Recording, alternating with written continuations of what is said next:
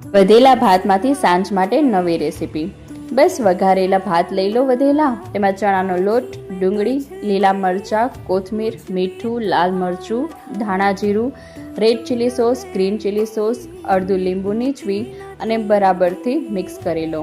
હવે હથેળીને તેલવાળી કરી અને તેને જેવો શેપ આપવો હોય તેવો શેપ તમે આપી શકો છો. રોલ શેપ છે, ગોળ કટલેસ ટાઈપ શેપ છે, એ આપી અને તલમાં બસ રગ કરી દો. બરાબરથી ડીપ કરી અને તેને ગરમ તેલમાં ફ્રાય કરી દો.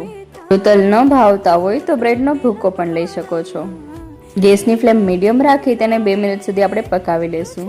જોઈ શકો છો તમે કેટલા મસ્ત બ્રાઉન, એકદમ હોટલમાં જે એક્સપેન્સિવ ડિશ મળે છે ને તેવો લુક આવે છે. ઘરે ફક્ત 5 મિનિટની મહેનતમાં કેટલી સરસ ડિશ બનાવીને આપણે તૈયાર કરી શકીએ છીએ. હવે તેને સોસ અથવા ચટણી ગમે તેની સાથે ખાઈ શકાય છે. તો તમે પણ એકવાર ઘરે બનાવીને જરૂર ટ્રાય કરજો.